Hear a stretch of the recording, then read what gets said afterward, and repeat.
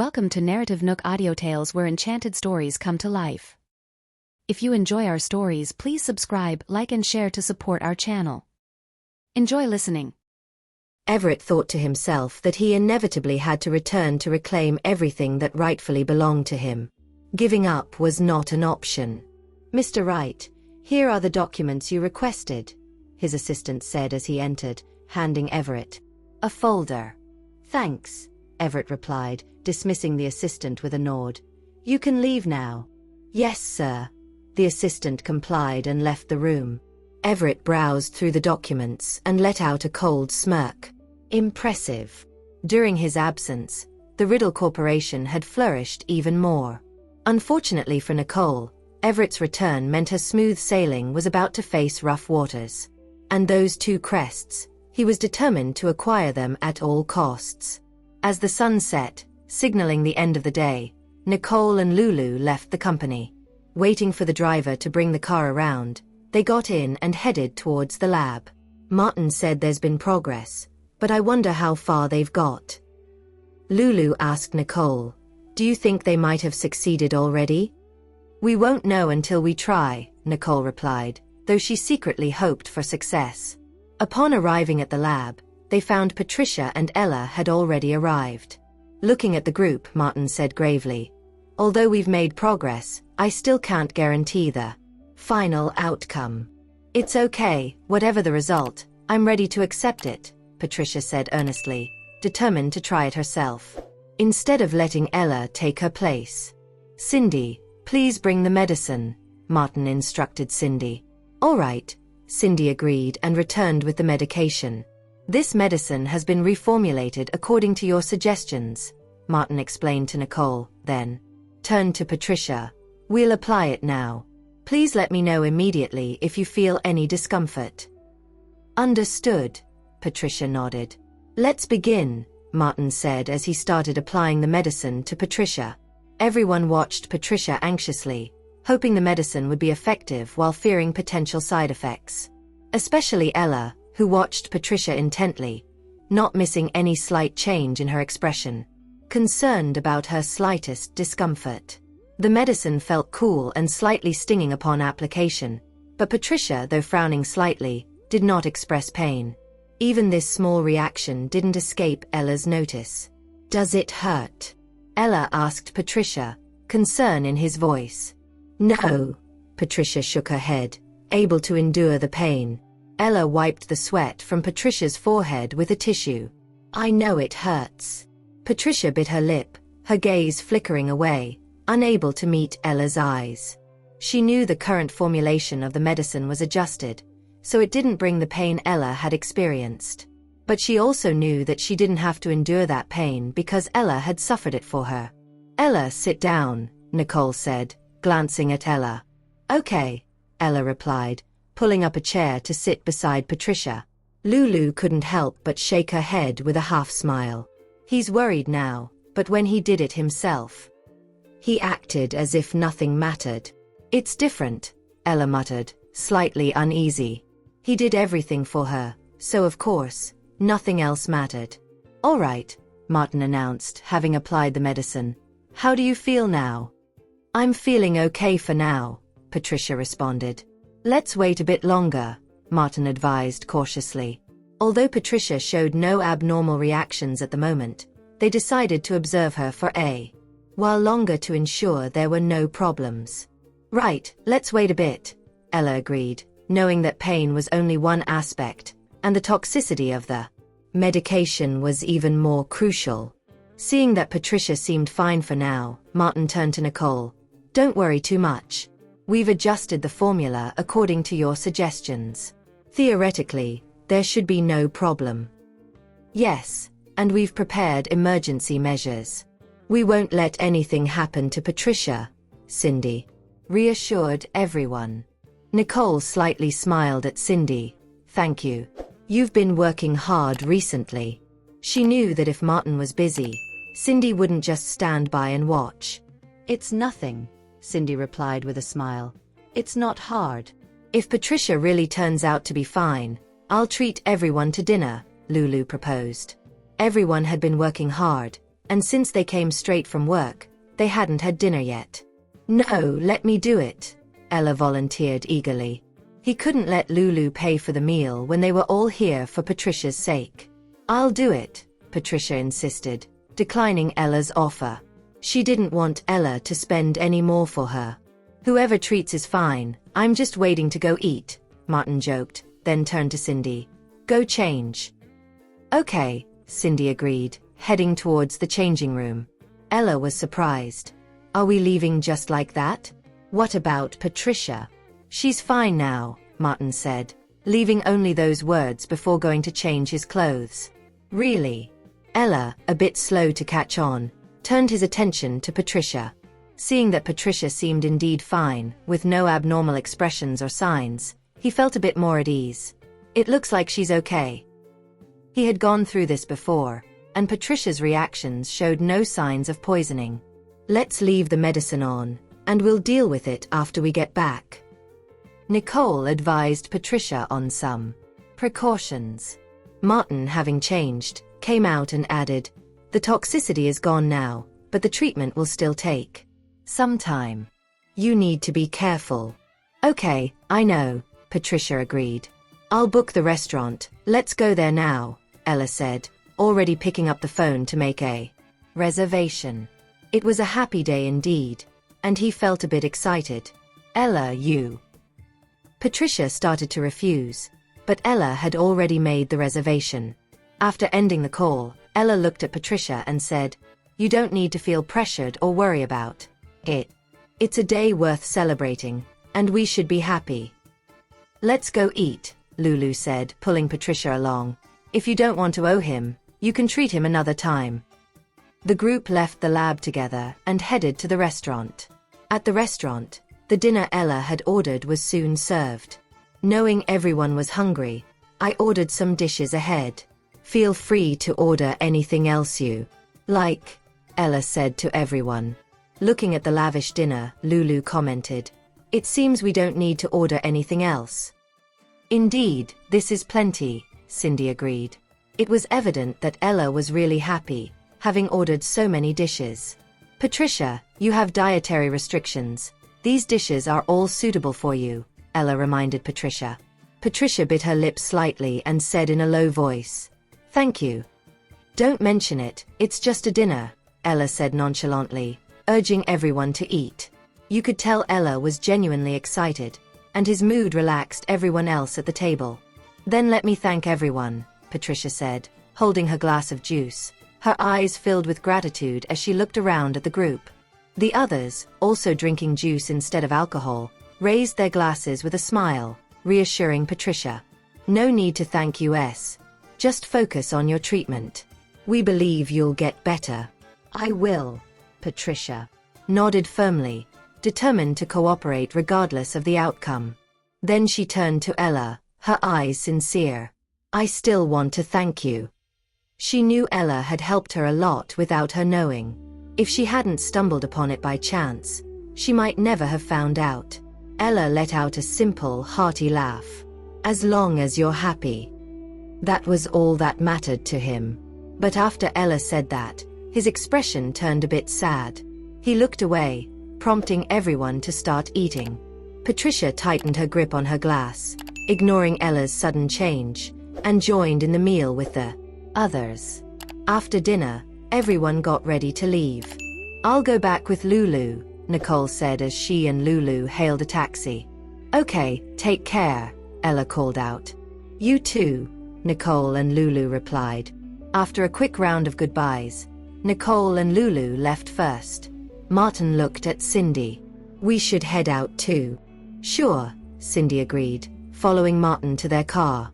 Once Cindy secured her seatbelt, Martin said, finally, things are looking up.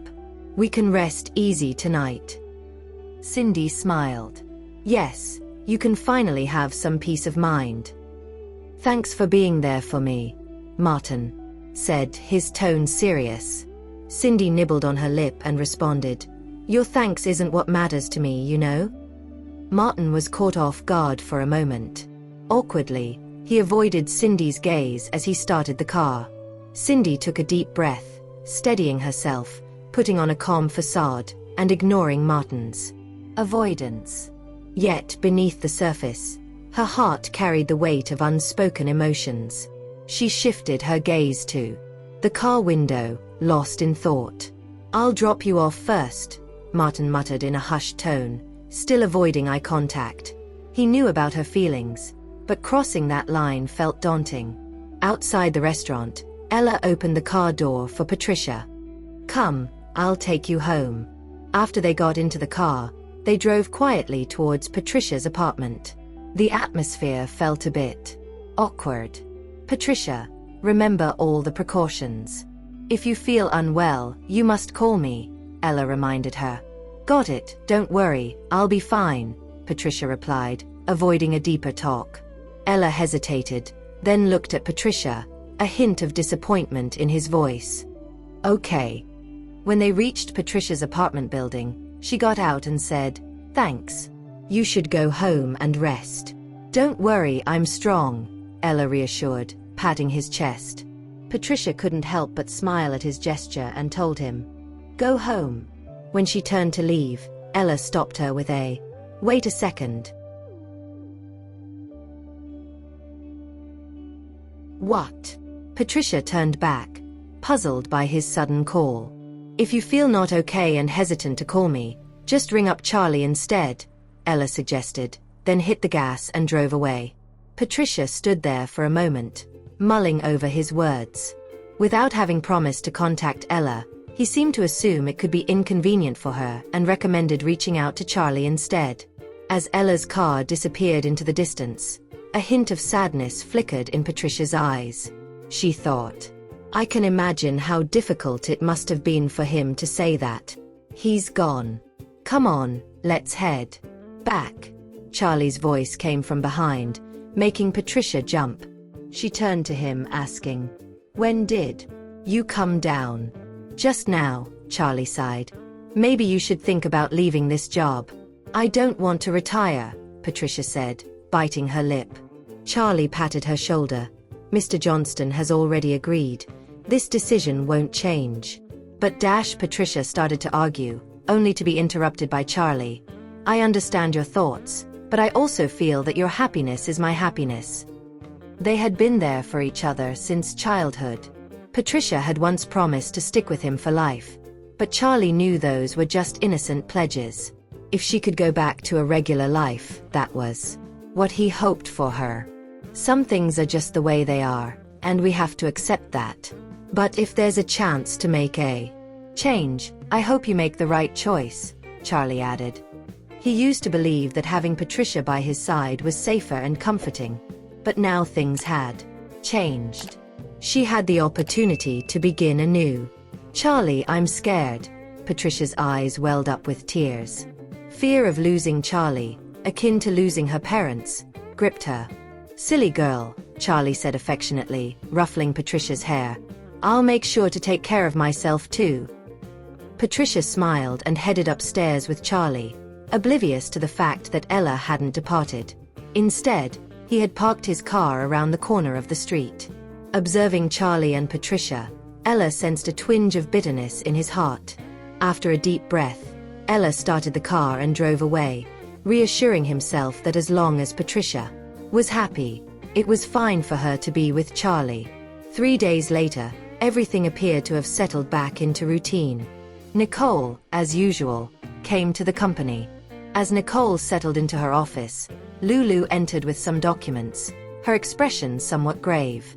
"Just as you expected," she said. "What happened?" Nicole asked, frowning. "Check this out." Lulu handed the papers to Nicole. "The deal we've been slaving over just imploded." "Is Everett behind this?" Nicole asked, grasping the situation as she accepted the papers. "Yeah, it was him." Lulu exhaled heavily. Nicole perused the documents before looking up at Lulu. "Got it," she remarked. "That's all? Seriously?" Lulu's brow furrowed in confusion at Nicole's response. "Aren't we going to take action?" Nicole remained calm. With the opportunity gone, there's no point in fretting over what's pointless. She commented, setting aside the papers. Time to scout for new avenues. New avenues? Lulu echoed, a trace of bewilderment in her voice. Nicole clarified, I'm committed to seeing this project through. If this partnership has hit a dead end, we'll simply find another collaborator. Lulu nodded, the realization dawning on her. They had been mapping out this project for ages, and though their initial choice of a partner had just crumbled, as Nicole pointed out, they still had the option to seek alternative alliances. Got it, Lulu affirmed, geared up to initiate the hunt for a fresh collaboration. As Lulu departed, Nicole's gaze sharpened slightly. She was certain Everett's resurgence was more than just a strike against her. There were deeper layers to unravel. Lost in thought for a brief moment, Nicole then made a call to Preston. I need a favor, she said, succinctly.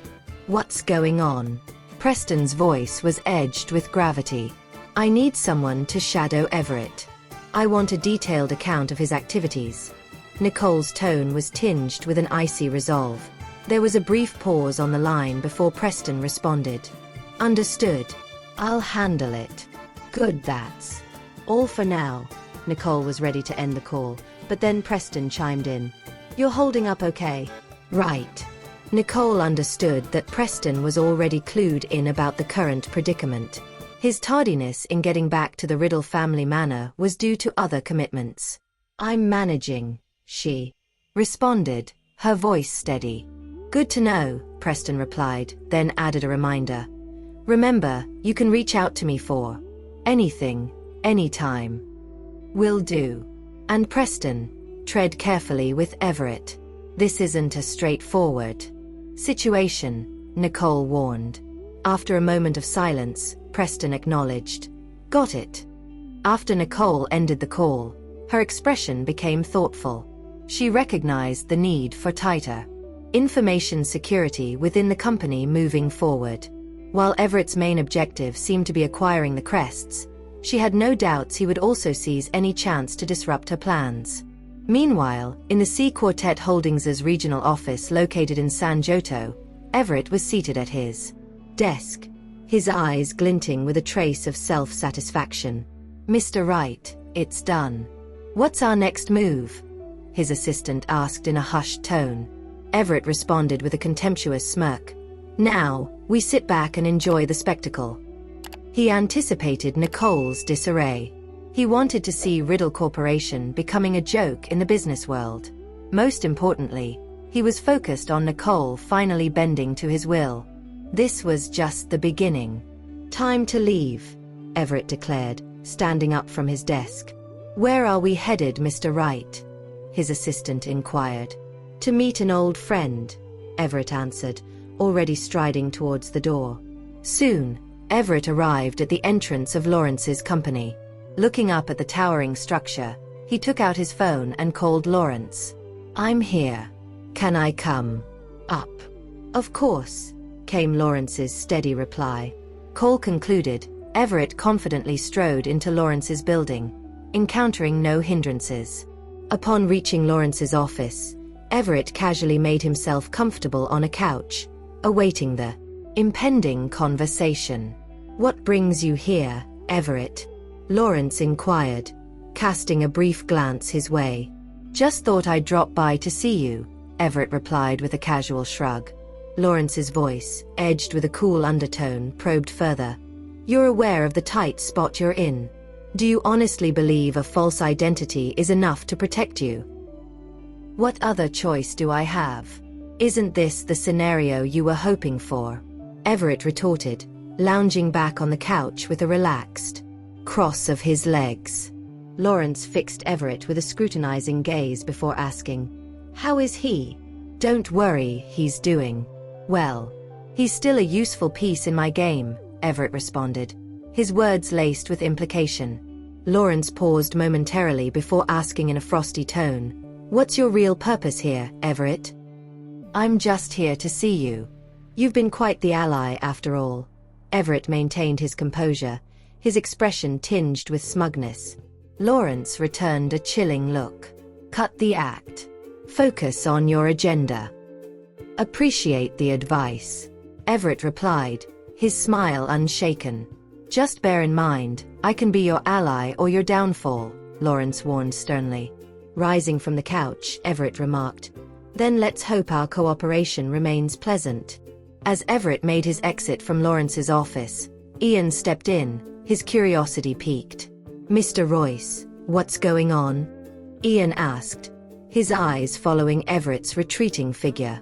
Lawrence, displaying a flicker of irritation, explained, it appears I've thrown a wrench in his schemes, much to his displeasure. Ian, taken aback, questioned, so he's operating on his own agenda? Lawrence snorted derisively. Did you ever think he's straightforward? A man who doesn't hesitate to plot against his own kin is anything but simple. Frowning slightly, Lawrence added, check what he's been up to. He had a feeling that Everett's visit was more about showing off than anything else. I'll get on it right away, Ian responded, quickly setting off to investigate. After a while, Ian returned and briefed Lawrence on the situation at Riddle Corporation. Keep an eye on him, Lawrence ordered, his expression growing darker. Everett's return was not going to be low-key, and Lawrence wasn't certain about the success rate of his plan. Understood, Mr. Royce. With that, Ian departed, leaving Lawrence alone with his contemplations. Lawrence reclined in his chair, his deep eyes flashing with a hint of coldness. Everett is shrewd, no doubt, but he lacks the cooperative spirit I value. Prepared for any eventuality, Lawrence was ready to cut ties with Everett if necessary. Meanwhile, outside, the afternoon sun blazed in the sky. Post-lunch, Nicole and Lulu made their way back to their office. We've dispatched the proposals, yet there's been no feedback. Why is that? Lulu expressed her concern, a hint of anxiety in her voice. Nicole, maintaining her composure, reassured with a calm smile. Patience. We'll get a response when the time is right. I know, but it's hard not to worry, Lulu admitted with a sigh.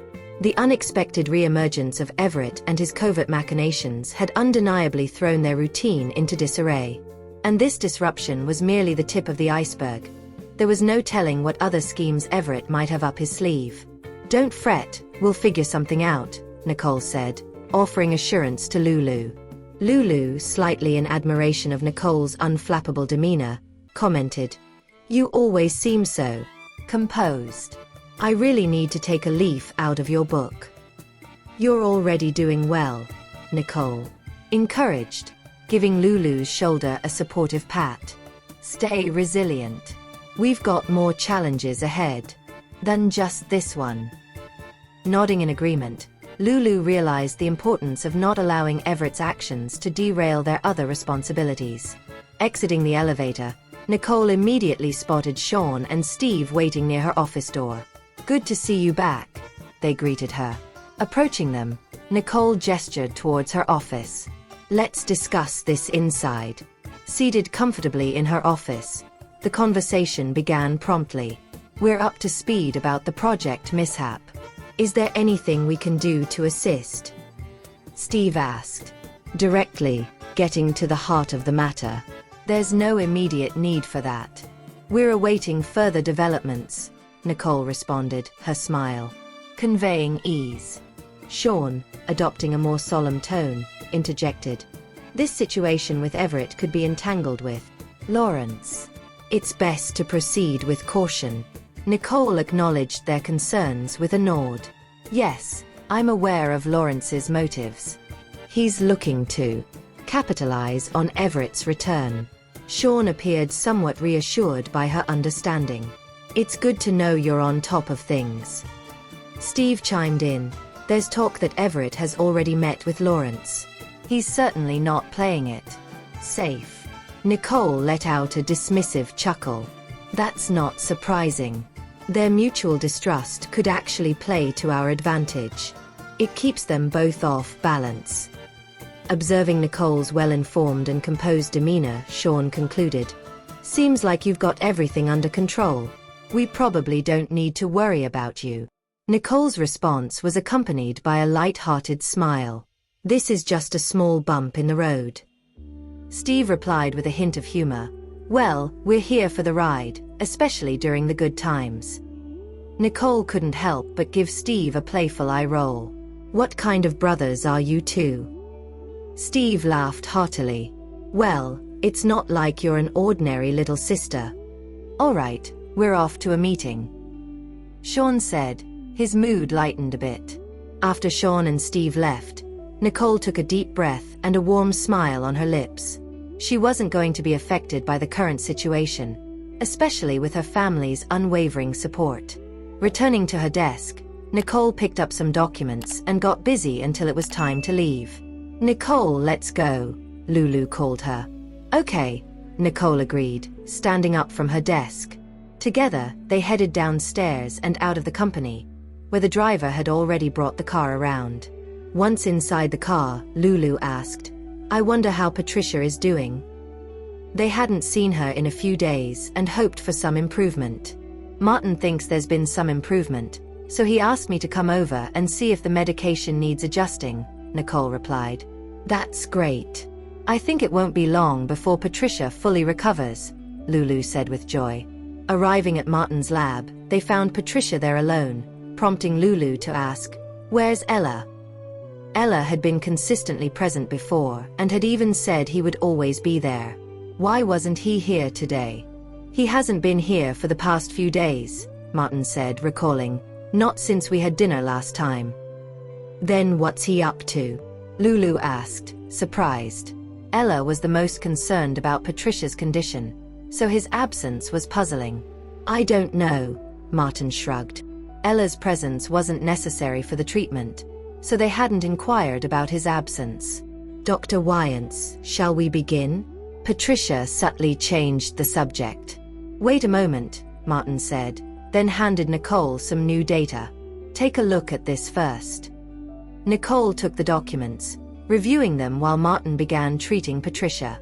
After applying the medication, Martin turned to Patricia and said, We might need to adjust the formulation next time. Yes, Patricia nodded in agreement. Thank you, Dr. Wyance. She could already see a slight lightening of the scars on her face after several days of treatment. You're welcome, Martin replied warmly, then turned to Nicole. What do you think? Nicole, having made some marks on the prescription, suggested, We definitely need adjustments. Increase the dosage of this one, and reduce these two. She then asked Martin, What do you think? I was thinking along the same lines, just wasn't sure. Wanted to hear your opinion, Martin said, handing the revised prescription to Cindy. Prepare this for tomorrow's treatment. Okay, Cindy agreed, taking the prescription. Looking at the time, Martin suggested, It's getting late. Let's have dinner together. Nicole stood up and said, I should head home, but you guys go ahead. Lulu, with a playful smile, teased Martin and Cindy. Yes, you two go. It will be nice without anyone disturbing you. Cindy's smile stiffened slightly, prompting her to retort. Looks like we do need to eat together, or else I can't keep your mouth shut. Lulu's laughter rang out, hearty and cheerful. After saying goodbye, Nicole, Lulu, and Patricia left the lab together. Patricia, shall we take you home? Lulu offered. No need, I can manage on my own. Patricia guessed Nicole didn't stay for dinner because she had other matters, and she didn't want to delay them. Taking a deep breath, Patricia earnestly said to Nicole, Ms. Riddle, I'll be fine. I'll come to the company tomorrow. You could rest a bit longer. Nicole still seemed a bit concerned about Patricia's health. I'm okay, and I don't want to stay at home all day. Being alone made her prone to overthinking, so Patricia preferred to work. Moreover, she had heard about Everett's situation and felt it was important to be with Nicole to ensure her safety. Hearing this, Nicole thought for a moment and then agreed. All right, come to the company tomorrow. Yes, Patricia said before hailing a taxi and leaving. Watching Patricia leave, Lulu mused. Something seems off with Patricia's mood, doesn't it? And Ella's absence is also unusual. Could there be some problem between them? Nicole's gaze wandered around, her eyes narrowing slightly, before finally settling on a shop across the street. Sitting in the window was Ella. It seems so, Nicole said meaningfully, pulling Lulu into the car with her. Lulu, somewhat puzzled, asked, "Did you notice something?" It seemed as if Nicole understood something after her brief observation. Nicole smiled as she said, "Ella can't bear not to come. Let's go, he'll come out once we leave. He always has to make sure Patricia gets home before he can relax." Lulu, now understanding, couldn't help but express her confusion. What exactly is Ella doing? Why would he follow Patricia in secret instead of meeting her directly? Was it because they had an argument? Nicole, with a meaningful tone, guessed. Maybe it's just another misunderstanding. Ella probably thinks he needs to protect Patricia from the shadows. Sighing, Lulu said resignedly, "And here I thought after all they've been through, they'd finally see the light at the end of the tunnel." Nicole smiled. "If they're truly meant to be, they'll end up together in the end." "That's all we can hope for," Lulu shrugged, understanding that they couldn't force two people to be together. Meanwhile, Ella, watching Nicole and Lulu leave, finally exited the restaurant and drove off to follow Patricia. He hadn't expected Nicole's visit today. He was used to following Patricia directly. Arriving at Patricia's apartment building, Ella confirmed that Patricia had made it home safely and let out a sigh of relief. "Her face must be getting better," Ella murmured to himself. Seeing Nicole there, he assumed the treatment must be showing results. Soon, she should be able to fully recover and return to her normal life, Ella thought, feeling slightly happier. As long as she was doing well, he felt at ease. Distracted, Ella was startled by the sudden honk of a car horn. Realizing he had accidentally pressed the car horn, he looked around guiltily, seeing no one, and then drove off. Unbeknownst to him, Patricia was watching from her apartment window, feeling a tinge of sadness. He hadn't avoided her, he just hadn't appeared before her. Patricia realized that Ella's departure last time wasn't just a casual remark. He probably wouldn't appear before her again. Curiously, Patricia hadn't seen Ella in the past few days, and she found herself feeling a bit lost without his presence. Perhaps, she thought, returning to work at the company would improve her mood after being alone at home for so long. At the Riddle residence, after dropping Lulu off, Nicole returned home. There, she found Daniel and Gloria in the living room with Nolan and Lana, but Jared was nowhere to be seen. Guessing Jared was still busy with work, Nicole didn't inquire about his absence. "Mommy," Nolan and Lana greeted her joyfully, opening their arms. Nicole smiled and sat down on the couch, hugging Nolan and Lana close. "Mommy, why isn't Daddy back yet?" Lana asked, looking up. "Your father is still working," Nicole gently explained, stroking Lana's head. "Why is Daddy always so busy?" Lana frowned. "He'll be back once he's done with his work," Nicole assured her with a smile. Just then, Jared's voice echoed from the entrance. "Who's missing me?" Lana, bright-eyed, ran towards Jared. "Daddy." Jared picked up Lana, affectionately ruffling her hair. "Did you miss Daddy?" "Yes." Lana nodded vigorously. "Some work kept me, but I'm back now," Jared said as he carried Lana back to the couch. Nicole looked up at Jared and smiled. "You're back." Sitting beside her, Jared softly asked, "How did things go for you today?" "The results are quite good," Nicole replied cheerfully, "and I've promised Patricia that she'll return to the company tomorrow." Jared, understanding the situation with Patricia, knew Nicole would make the best arrangements. "Let's have dinner since everyone is back," Daniel suggested to the family. "Okay," Nicole and Jared agreed, and the family moved to the dining room. After dinner, Nicole asked Nolan and Lana to play with Gloria and Daniel while she inquired Jared about a pressing matter. What happened with the project? Did you find out anything? She was concerned that Everett's interference might not be limited to the Riddle Corporation, but also possibly against the Johnston Group in secret. Jared gently stroked Nicole's hair to comfort her.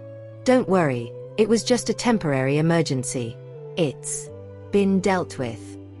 "Oh," Nicole felt relieved and said, "as long as it's not Everett." Jared reassured her further, holding her hand gently. Don't worry, even if it's him, it doesn't matter. They wouldn't let Everett succeed, no matter what. Nicole nodded slightly. I just think his ambition is too great. He'll stop at nothing. We'll all be fine, Jared said with a smile, holding Nicole close. Leaning against him, Nicole felt genuinely at peace. She snuggled into Jared's embrace, wrapping her arms around his waist. Jared smiled indulgently, stroking Nicole's hair. Let's prepare for the wedding. The wedding. Nicole was surprised, looking at Jared. But with Everett back, watching us. She had thought about delaying the wedding due to Everett's sudden return. Jared kissed her forehead softly, reassuring her. We shouldn't change our life's rhythm because of someone else. Their life should move at their own pace. As for other matters, they wouldn't waste energy worrying about them unless necessary, and would find solutions if they arose. Looking into Jared's determined eyes, Nicole smiled and agreed. Okay. In 1 month, we will get married, Jared said, giving Nicole a peck on the lips before carrying her towards the bed. The next day was bright and sunny. After breakfast, Jared dropped Nicole off at Riddle Corporation. As Nicole got out of the car, she waved at Jared. With a smile, Jared said, I'll pick you up after work. Okay, Nicole agreed, smiling as she turned to enter the company. Jared watched her for a moment before instructing Max, drive. Yes, Max replied, starting the car. Leaning back in his seat, Jared spoke again. Continue preparing for the wedding. It will be held in a month. A wedding? Max sounded excited. All right, I understand. Preparations had already been underway and were nearly complete, only delayed by recent events. Now, the plans were back on track. Jared and Nicole's wedding was a big event, eagerly anticipated by everyone. Meanwhile, Nicole had entered her office. Patricia, who was now delivering the documents, was greeted by Nicole with a smile. How are you feeling? Adjusting okay to being back. I'm doing well, thank you for worrying about me, Patricia gratefully replied. No need to thank me. I'm glad you're adjusting well, Nicole responded with a smile. As they were talking, Lulu entered the office, her expression somewhat serious as she said, Nicole, take a look at this. What's the matter? Nicole asked, taking the document Lulu handed to her with a hint of curiosity. Lulu informed Nicole, the Detson project has to be halted because a key raw material, which is scarce, is no longer available. Nicole's eyes narrowed slightly as she read the document. There should be some of that material, though limited, she said, sensing something amiss. Yes, there was, Lulu explained. But yesterday, the supplier suddenly said they ran out of stock, and new shipments can't come in. What should we do? Halting the project would not only affect the timeline, but also had the potential to create more significant issues down the line. First, try to coordinate with other suppliers, Nicole instructed Lulu. Understood. Lulu promptly left to take action. Leaning back in her chair, Nicole pondered. Even if the material was rare, it shouldn't be completely out of stock. Ms. Riddle, could there be a problem somewhere in the supply chain? Patricia speculated. It's possible, Nicole replied, her tone growing colder. Soon after, Lulu returned, looking distressed. There's no stock anywhere. Nicole's expression darkened. Then it's someone's deliberate doing. You mean? Lulu started to realize, hitting her forehead lightly. How did I not think of that? Given the strange circumstances, it seemed likely that someone was intentionally causing trouble. They had carefully considered raw material availability during the project's initial design and had done a market research before deciding on this particular material. For it to suddenly become unavailable city-wide was implausible. I'll find a way, Nicole said, biting her lip. It seemed they might have to import it from abroad. Okay, Lulu agreed. I'll also keep looking for other solutions. After Lulu left, Patricia said, Ms. Riddle, I'll help too. All right, Nicole consented, and Patricia left to assist. If you have enjoyed this story, please like and share so others can see it too. Also hit the subscription button and notification bell so you can be notified on our next release. Thank you for your support. God bless you.